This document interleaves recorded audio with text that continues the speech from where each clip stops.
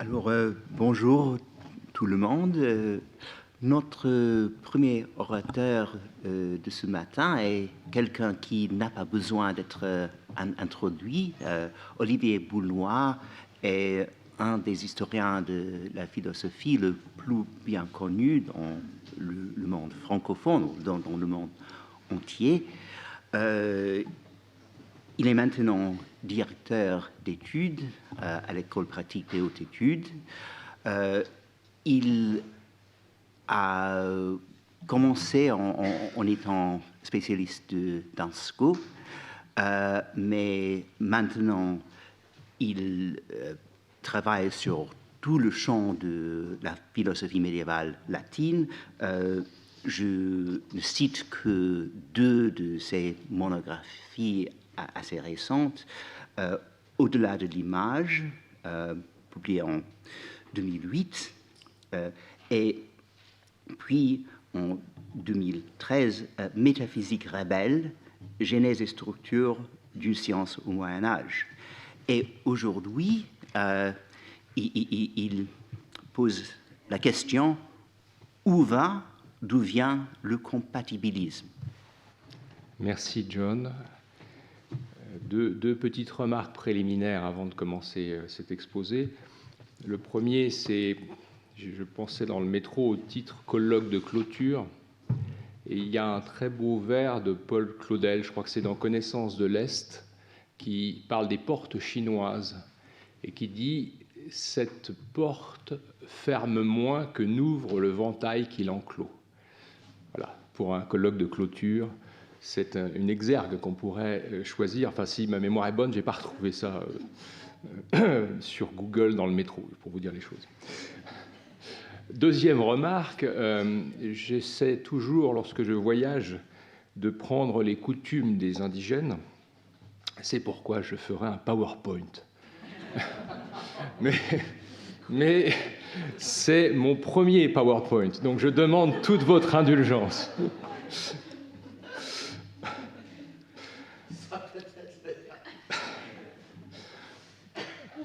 Lorsque j'ai été invité à dire d'où venait et où allait la philosophie médiévale en 25 minutes, j'ai ressenti un léger vertige, car c'est évidemment une gageure.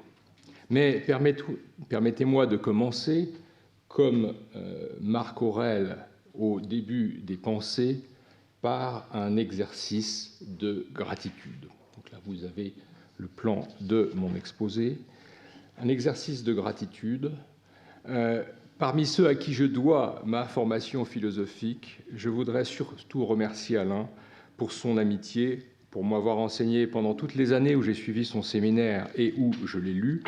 Premièrement, que les problèmes philosophiques ne se posent pas d'eux-mêmes, mais sont des artefacts historiques. Deuxièmement, qu'on peut les analyser en matrices de questions appelées complexes de questions et de réponses. Troisièmement, qu'on doit en suivre la trace, les traquer ou les tracer ou les retracer, sans limite de période, de discipline ni de langue. Mes coutumes de colocataire ou de locataire laissant à désirer, je ne me sentais pas capable de faire un état des lieux complet de tout ce qui a changé dans l'histoire de la métaphysique médiévale. Il m'a donc semblé plus court de présenter ce que les biologistes appellent une coupe sagittale dans certains travaux en cours sur la généalogie de la liberté.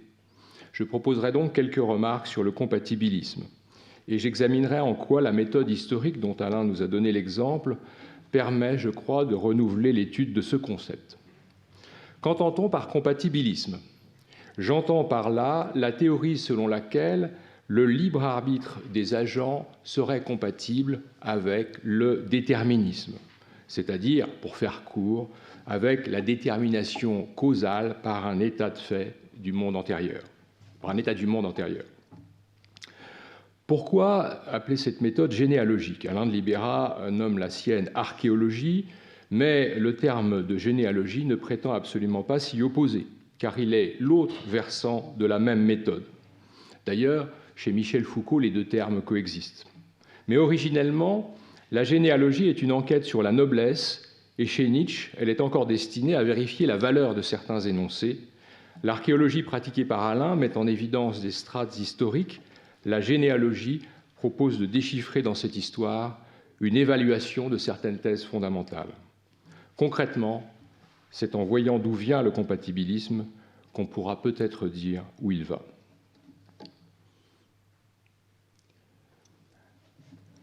Pour gagner du temps, je partirai de la fin. Et c'est seulement lorsque je serai arrivé au commencement que je réfléchirai sur le lieu où va le compatibilisme. Évidemment, cela me poussera à négliger beaucoup de bifurcations. L'un des principaux tenants du compatibilisme au XXe siècle est Harry Frankfurt.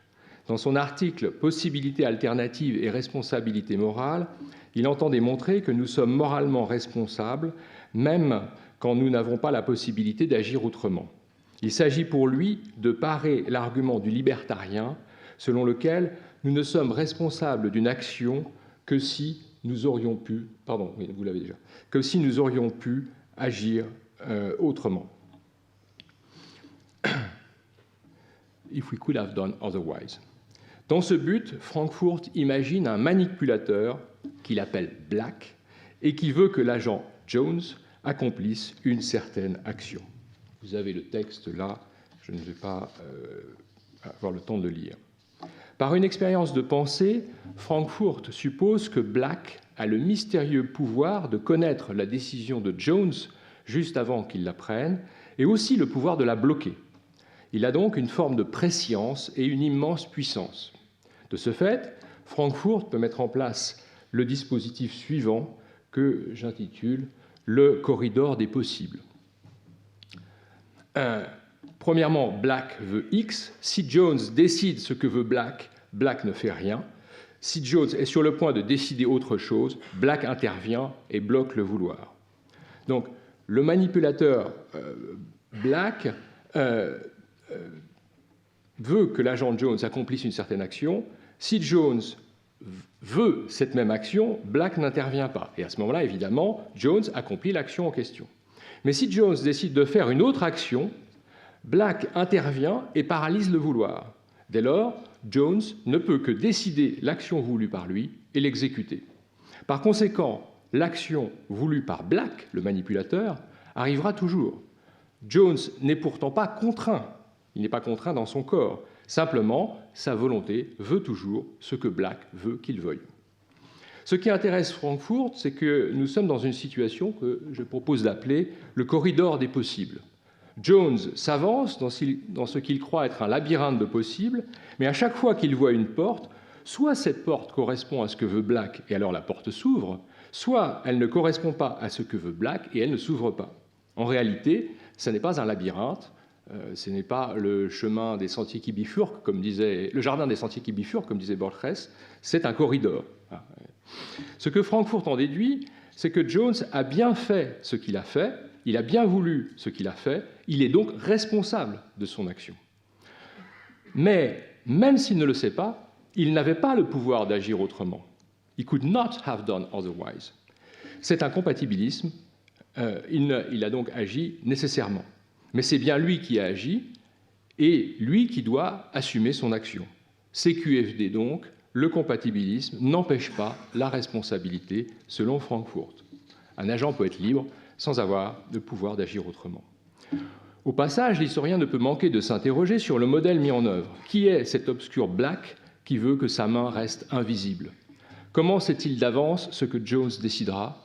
Par quelle puissance bloque-t-il sa volonté?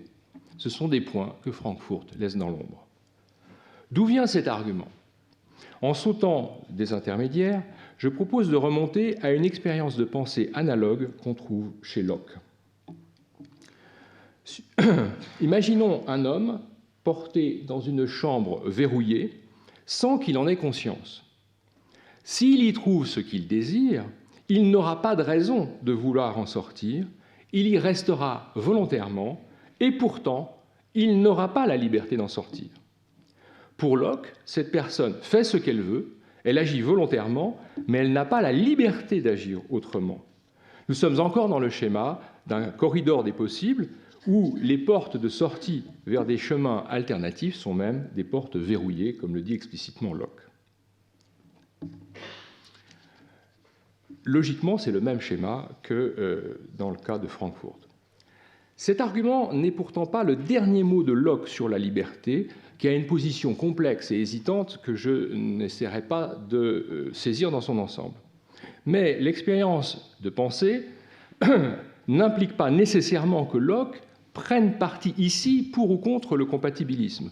L'argument, je crois, veut seulement démontrer que même si le compatibilisme est vrai, nous pouvons être libres.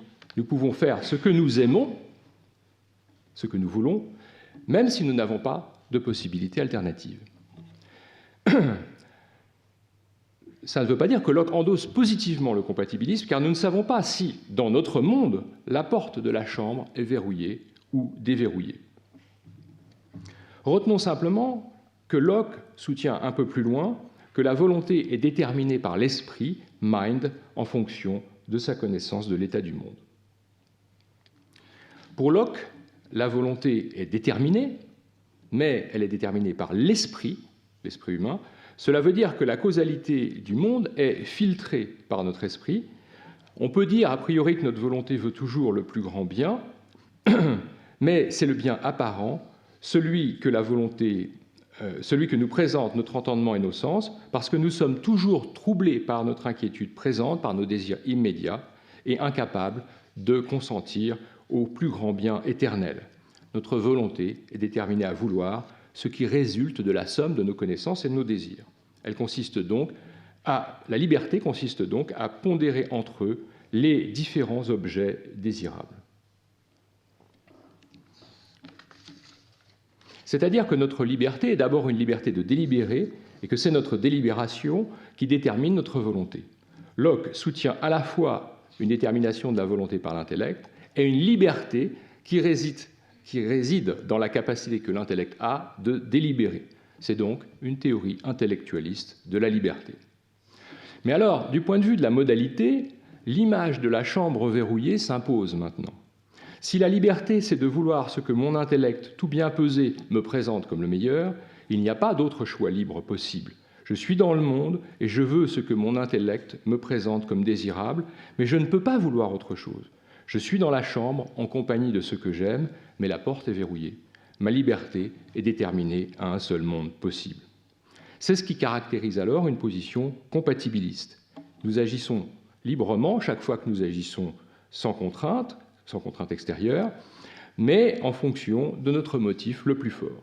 Selon cette description, la liberté est compatible avec le déterminisme. Même si nous ne pouvons pas agir autrement, nous agissons librement parce que nous faisons ce que nous voulons et que nous ne sommes pas forcés d'agir contre notre gré. Les conséquences théologiques de cette analyse ont troublé Locke, qui était aussi un théologien protestant, lequel a commenté les épîtres de Paul et a rédigé une épître sur la tolérance. Ça nous renvoie à l'exposé de Christophe Grellard hier, épître sur la tolérance qui concerne uniquement, je le rappelle, les dénominations protestantes. Il ne s'agit quand même pas de tolérer des catholiques. C'est aussi ce qui a troublé son ami William Molineux, qui lui écrit, texte 8.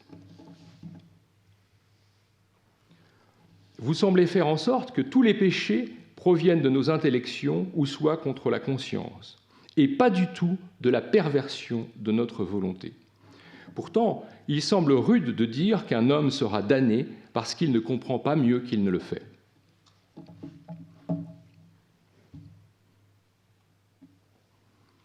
C'est une objection contre toute théorie intellectualiste de la liberté. Elle a été adressée déjà au Moyen-Âge à Sigé de Brabant. Si ma liberté dépend de ce que me présente mon intelligence, et si mon intelligence est limitée, ce n'est pas de ma faute, car l'entendement ne peut pas penser mieux qu'il ne pense. Ça nous renvoie aussi à un texte cité par Christophe Grellard de Guillaume d'Occam. J'ai noté ce texte. L'ignorance invincible n'est pas coupable, puisqu'elle n'est pas au pouvoir de celui qui se trompe. Si la volonté est déterminée par l'intellect, comme le pense Sigé, cela signifie que lorsque l'intellect présente à la volonté un objet désirable, la volonté n'a pas le pouvoir de ne pas se déclencher, elle n'a pas le pouvoir de vouloir autre chose. La volonté n'est mue à vouloir qu'à partir de l'appréhension d'un objet. Et donc, il ne peut pas arriver que la volonté puisse parfois ne pas être mue, ou bien avoir la puissance de n'être pas mue. Précisément, cette définition purement intellectualiste de la liberté, selon laquelle toute la liberté provient non pas de la volonté qui est déterminée par l'intellect, mais du jugement de l'intellect capable de déterminer tel ou tel objet comme bon, cette définition a fait partie des 219 propositions condamnées en 1277. C'est un texte qui est, c'est la proposition 131 dans l'édition de Pichet, que je corrige. Il faut lire Mowente au lieu de Manente, puisque c'est la citation du texte que nous avions sous les yeux tout à l'heure de Sigé de Brabant, et chez Sigé de Brabant, c'est Mowente.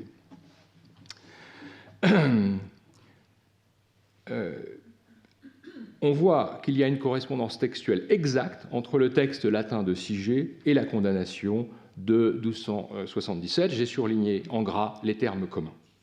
Un des membres de la commission de censure, Henri de Gand, avait précisément soutenu la thèse contraire de cette position condamnée lors de son Quodlibet I. Quodlibet I qui a été soutenu à la date de Noël 1276, soit 3 mois avant la condamnation.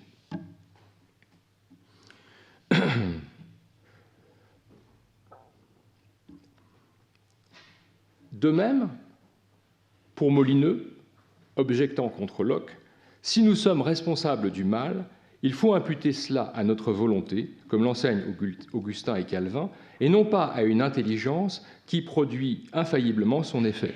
Il faut donc que la volonté ait le pouvoir d'agir autrement que selon la détermination de l'intellect. L'argument de Molineux est puissant, Locke le reconnaît. Il avoue s'être laissé conduire par l'analyse jusqu'à une conclusion qu'il a surpris lui-même.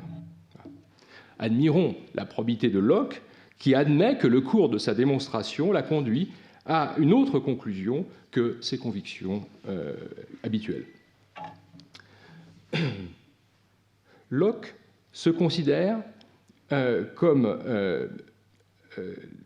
incapable de résoudre la difficulté qui se pose à ce moment-là. Comment penser la liberté de l'homme à partir de sa propre analyse? Et puis deuxièmement, ceci c'est la question intrinsèque, et puis deuxièmement c'est la question qui se pose à partir des conséquences, il se considère comme incapable de résoudre le problème de la connexion entre la liberté humaine et la toute-puissance divine. Néanmoins, quant au problème intrinsèque, au problème de l'intellectualisme et du volontarisme, il demande conseil à quelqu'un de très ingénieux, mais arminien de profession, c'est-à-dire de confession. Qui sont les arminiens? Alain en a parlé dans son séminaire sur le sujet de l'action. Les arminiens ou remontrants soutiennent les principaux dogmes du calvinisme, y compris la prédestination, mais ils admettent le libre arbitre, ce qui veut dire que pour eux, la prédestination divine est conditionnelle, elle dépend de la prévision par Dieu de nos choix libres. L'arminien en question s'appelle Jean Leclerc, mais Jean Leclerc avait l'esprit d'escalier car il a attendu 15 ans pour formuler ses propres objections. Il me semble qu'il aurait dû dire, etc., etc. C'est 15 ans après qu'il rédige ces pages. Locke craignait d'être arrivé à une compatibilité entre la liberté et le déterminisme, c'est pourquoi il a consulté Jean Leclerc. Mais pour Leclerc, ce que Locke a décrit, c'est la compatibilité entre la spontanéité et le déterminisme. Il aurait dû dire, etc., qu'il s'agit d'une compatibilité entre que l'action peut être à la fois nécessaire et spontanée, et non pas nécessaire et libre. Mais non pas libre, dit-il. La volonté peut être déterminée invinciblement, nécessairement, par exemple en voulant ce qui lui apparaît comme éminemment désirable, tout en restant spontanée, sans contrainte. Mais dans ce cas, il ne faudrait pas parler de liberté, car la liberté suppose le pouvoir d'agir autrement. Ainsi, Leclerc maintient que la liberté n'est pas compatible avec la nécessité, tandis que la spontanéité peut l'être. Mais qui a le pouvoir de nous amener endormis dans la chambre close? Qui a le pouvoir de verrouiller ou non la porte? Comme dans le cas de Francfort, nous pouvons nous poser la question. Mais ici, comme le prouve le dialogue avec Jean Leclerc, nous devinons qui est ce grand Black à la main invisible. Pour un médiéviste, il a précisément la même fonction métaphysique que Dieu, caractérisée par son omniscience et sa toute-puissance. Je ne prétends pas que Francfort et Locke pensent à Dieu, mais qu'ils pensent à un principe qui joue métaphysiquement exactement le même rôle que Dieu. Dieu n'est qu'une figure de ce principe métaphysique. C'est numéro 3, il y a une erreur. La porte est-elle verrouillée ou non? Telle est la question qui nous emmène dans une seconde strate du débat, franchement théologique, c'est-à-dire, faut-il donner raison à Calvin ou à Arminius? Arminius soutient que la liberté est la capacité de faire une chose ou son contraire. L'acte de la créature ne reste pas libre quand il est déterminé à un parti, etc. Donc l'acte est libre s'il n'est pas déterminé à un parti.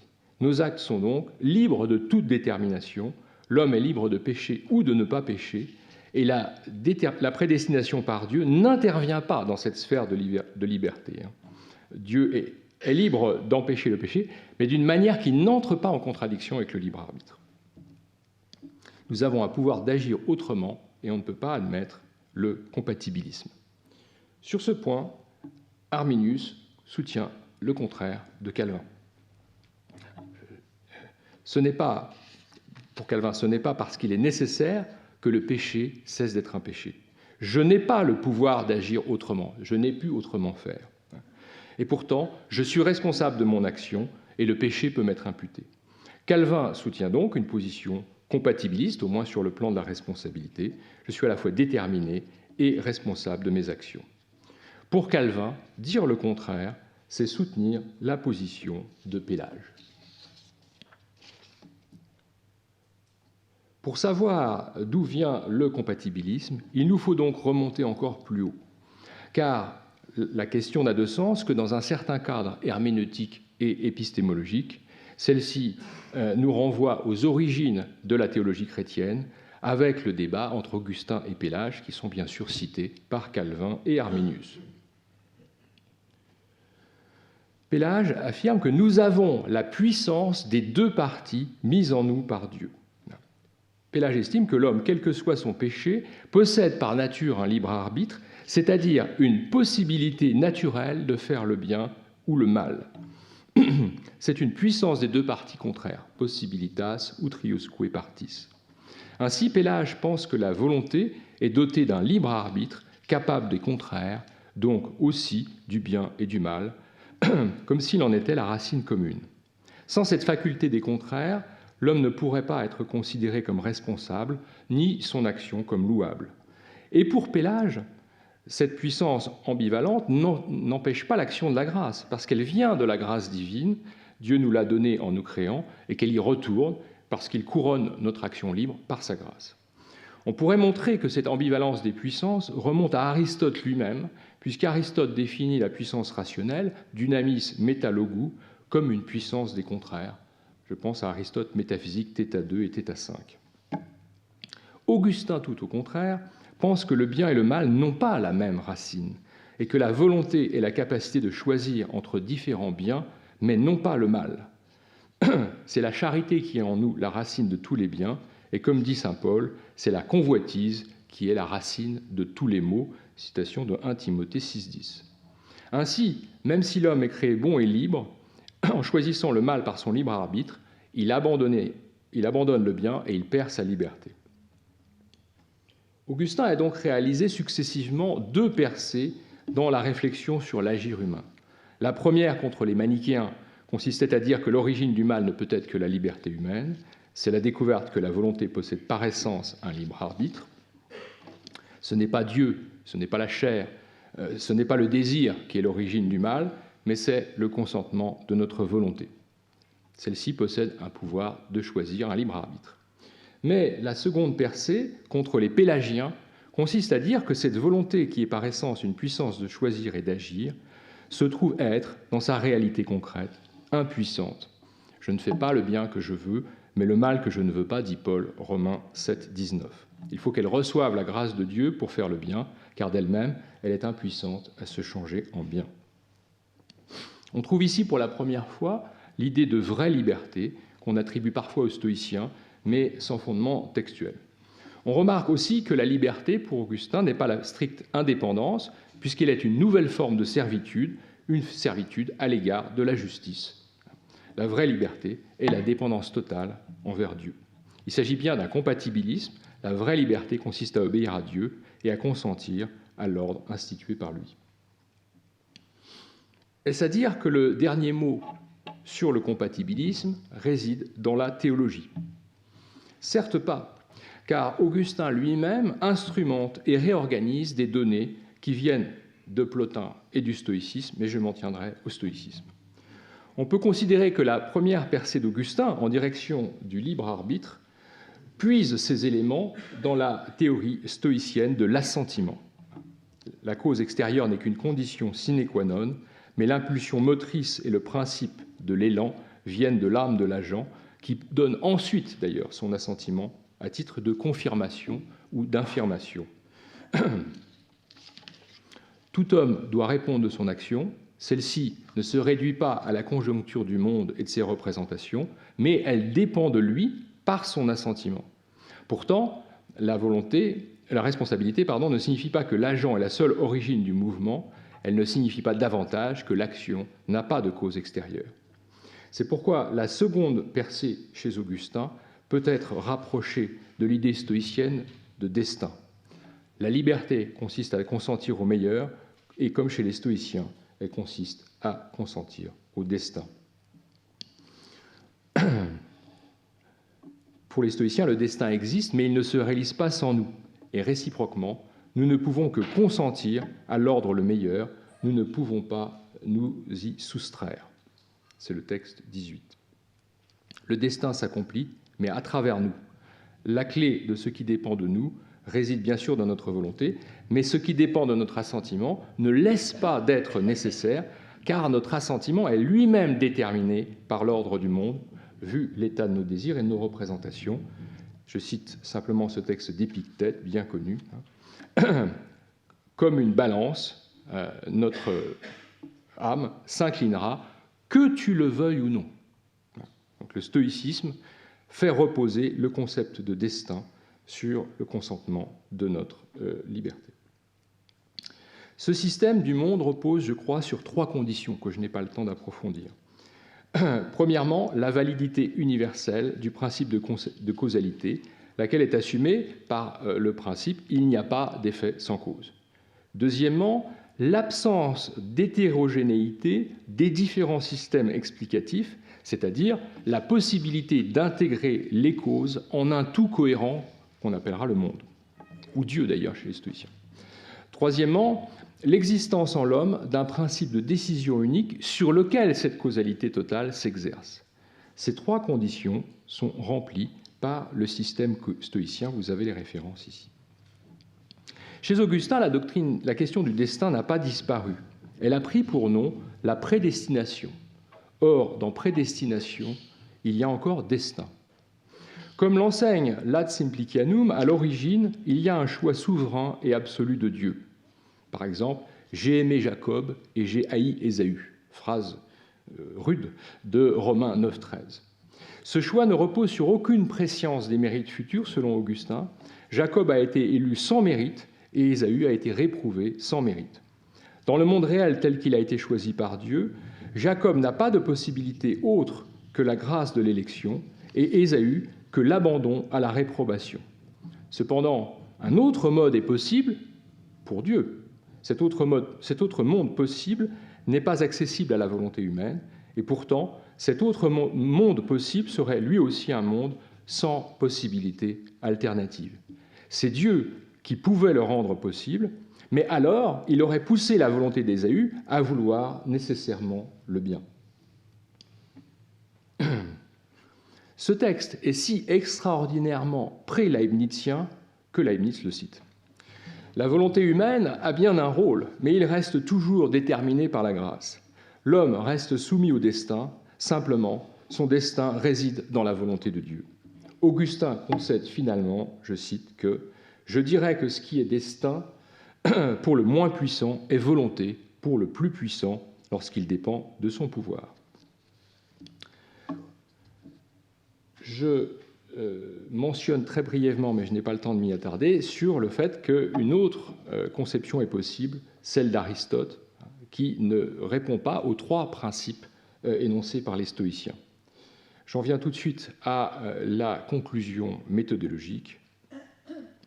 Nous avons vu maintenant d'où vient le compatibilisme. Il est temps de réfléchir sur notre méthode. Nous avons rencontré plusieurs problèmes que nous pouvons reprendre maintenant dans l'ordre chronologique.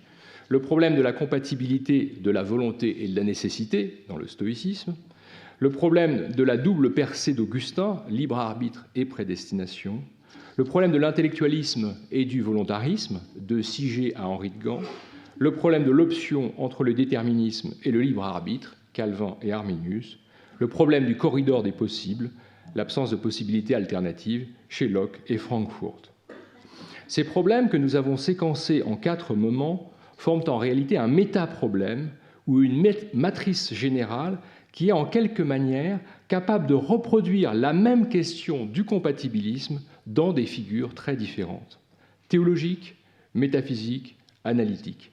Cette matrice, c'est en quelque sorte l'ADN du problème que l'on doit maintenant séquencer. Vous avez ici une image de 2 séquences d'ADN. Nous pouvons maintenant demander où va le compatibilisme. Il va là où le conduisent ces conditions de possibilité. Si les 3 conditions qui l'ont fait naître sont toujours valides, il a un avenir.